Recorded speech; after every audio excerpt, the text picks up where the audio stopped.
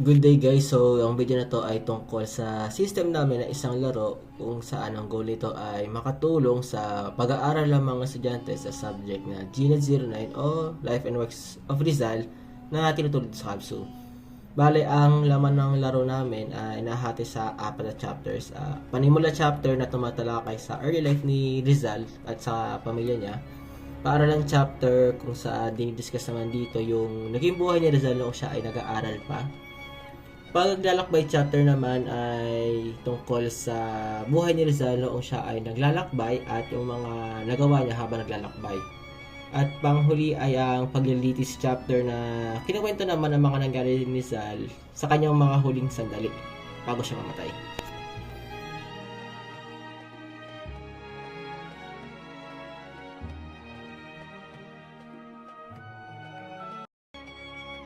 Bale, bawat chapter ay merong 10 level, tapos yung bawat level na yun ay merong mga cutscene na kung saan kinukwento dito yung mga nangyari sa buhay ni Rizal. Bale, dito din kukuha ng sagot yung mga manlalaro. Tapos, yung mga cutscene is pwede ulit panoorin ng mga manlalaro kung gusto lang i-review sa balik tanaw na makikita sa main menu. Bale, dito nakalagay lahat ng cutscene sa bawat chapter at yung sa bawat level. Tapos, yung bawat cutscene is ma-access nila base sa kung anong chapter na yung natatapos nila at kung anong level na ang natatapos nila sa bawat chapter.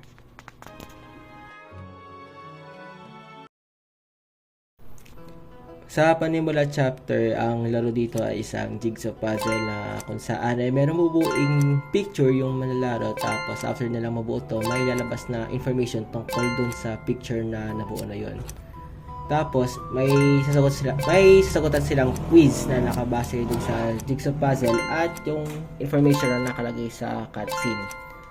Sa bawat level ng panimula chapter ay meron tig na dalawang tanong sa bawat quiz at may kailangan buuin na picture.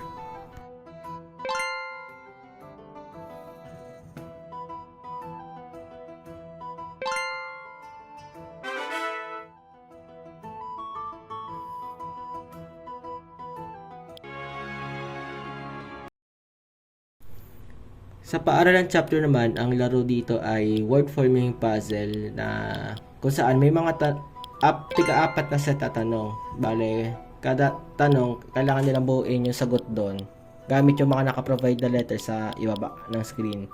Kapag nagkamali sila ng sagot sa isang tanong, may skip yung tanong na yon at mapapalitan ng bago. Pero yung tanong na nasagutan nila na mali, mapapalikan pa naman yun pagkatapos silang sagutan yung mga bagong tanong.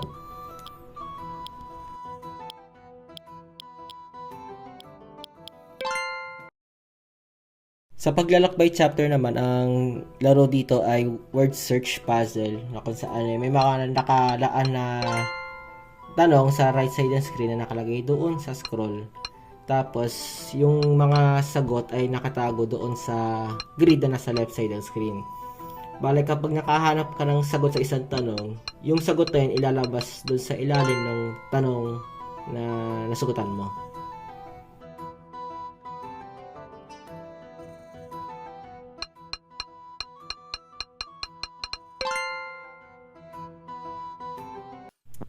Bale, yung sa last chapter naman na laro, paglilitis, ang laro dito ay modified hangman. Bale, para laruin to, pipili ka ng isang letter dun sa ilalim ng screen para sa sagot mo. Kung yung letter na yun ay parte ng sagot, lalabas dun sa screen yung letter na yun. Pero kapag hindi naman, mayroong lalabas na sundalo sa left side ng screen.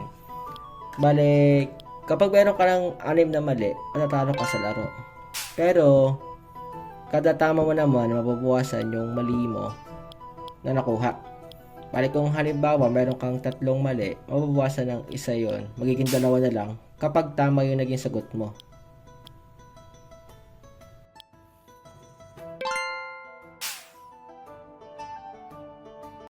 Tulad ng ibang laro, meron din kaming ginawang pause menu, windscreen, tsaka loose screen. Kapag sa pause menu, may option ka para ituloy yung level, i-restart yung level o umalis dun sa level na yon. Bale, yung timer sa laro o sa level is naka-pause muna. Tapos, pag nanalo ka, lalabas yung win screen, tapos naka-display dito kung gaano katagal mo natapos yung laro, kung gaano kadami yung maling sagot na nakuha mo, tapos kung ilang star yung nakuha mo sa level na yon. Bale, bawat star meron siyang condition na kailangan pakuha para ma-achieve mo yung star na gusto mo. Tapos, sa lose screen naman, kapag natalo ka, lalabas dito yung condition na kailangan mo sundin para manalo doon sa level na yon.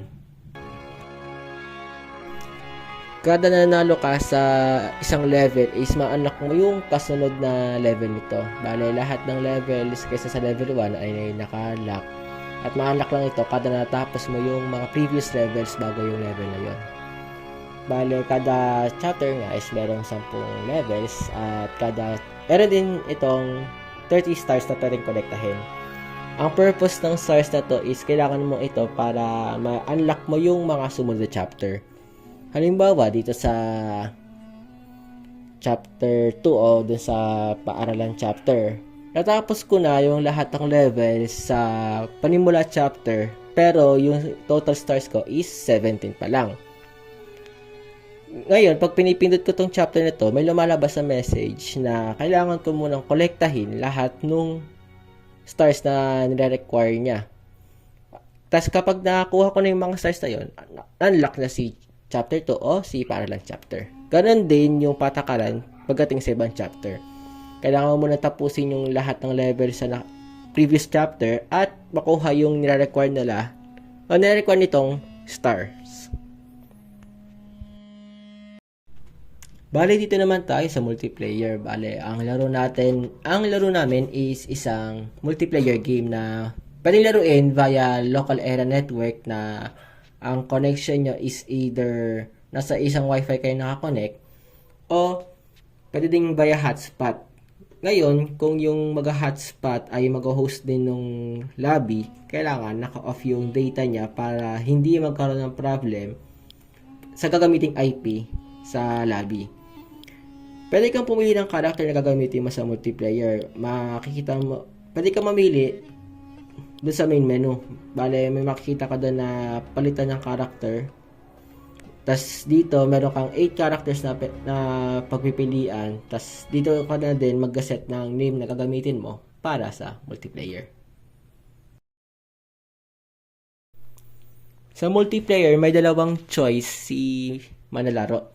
Either siya yung gagawa ng lobby o yung mag-host o sasali siya sa lobby ng iba. Bale, kapag ikaw yung nag-host, may lalabas na IP address doon sa itaas ng screen mo.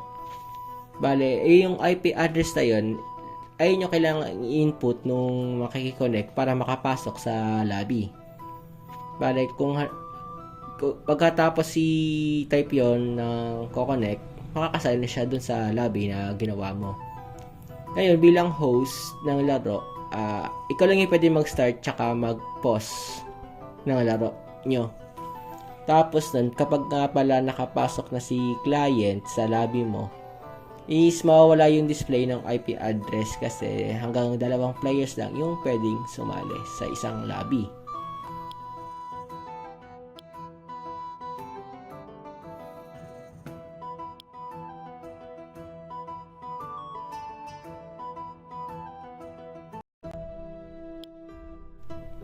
Bali, ang gameplay sa multiplayer namin is quiz step lalaro pero paunahang makasagot. Kung paras kayo nakasagot pero mas nauna ka nakapindot, ikaw lang yung makakuha ng points depende kung tama ang sagot mo. Nahahati sa dalawang round ang multiplayer. Easy na merong 15 sets na tanong na may tig na 2 choices ng sagot at may makakuha kang 20 points kapag tama ang sagot mo. At difficult na meron ding 15 sets sa tanong. Ang pinagkaiba lang is 4 yung pagpipilian mo ng sagot doon at meron ka makukuhang 40 points kada tamang sagot. Ngayon, kada may nakakasagot, lalabas yung tamang sagot doon sa tanong na yon. Tas every 15 questions na nasasagutan o kadatapos ng isang round, lalabas yung leaderboard para makita nyo kung ano na yung nakukuha nyo, nung nakuha yung points parehas. Ngayon, pag natapos na yung dalawang rounds o nakasagot na kayo ng 30 questions, lalabas na yung results kung sino yung nanalo. Kung sa results na yon nakalagay doon yung picture ng character ng nanalo, yung name niya, at yung nakuha niyang points. Ngayon, kung para sa mga kayong nag-draw sa score, lalabas din yung resulta na draw. Bala nakalagay parehas yung picture na ginamit nyo para sa character at kung yung para sa names nyo. At doon natatapos yung discussion namin tungkol sa system namin.